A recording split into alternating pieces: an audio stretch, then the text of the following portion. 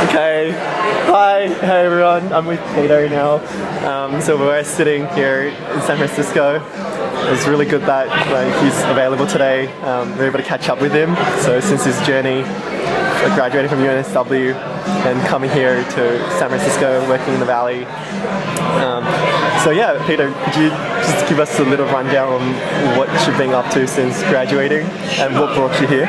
So I graduated UNSW, I think it was 2004, maybe 2003, as a computer science, and went off, started looking for some computer science jobs, and everyone was looking for sort of 3 years experience. And I just graduated, got honors, thought I could do everything. 3 years later, I'm like, I knew nothing when I left university. So everything that you're learning right now is theory. You need to have it, but it's not how the real world works. You never stop learning, and if you stop learning, you're doing something wrong. You always want to keep learning. So that's my big advice. It's fantastic. What I've gone through since then is I've joined a bunch of different companies. Joined one startup.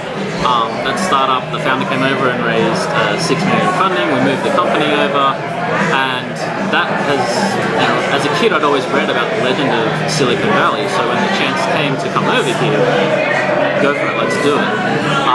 But that was 4 companies ago for me now. How did that chance come to you? Come to your door? The founder, Ben, came over and raised money over here. He's like, we're moving the company to Silicon Valley.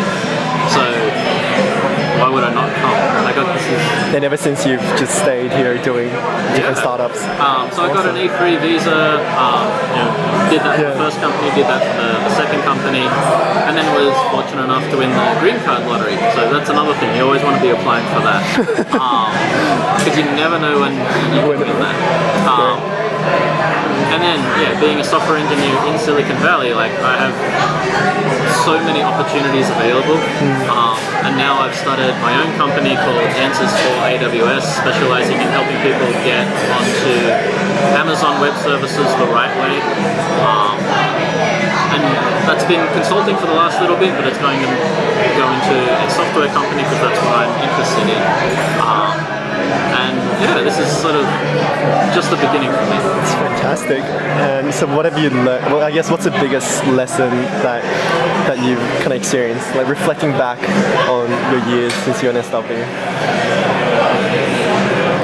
The key, the big transformational the big differences are, even though Australia and America are somewhat similar, we both speak English, we both think about things in similar ways, have roughly the same sense of humor.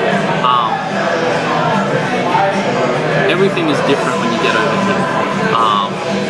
At a zero, everyone talks in a different magnitude. Having a population of 300 million allows you to do a lot more. And people talk in a different scale. You need to be aware of that when you do come over here. And the culture is very different. There is no tall poppy syndrome. It's perfectly acceptable to start something and fail. And your support network is there to, all right, what are you working on next? It's not, why did you try that? I was stupid. You just keep going. It's a very different culture over here. And that's something that, if you're open to it, embrace it. And what kind of advice would you have for the students now at UNSW, those who have big ideas that wants to move to, that wants to have a shot at Silicon Valley? What would you tell them? Don't take no for an answer. That's very good advice.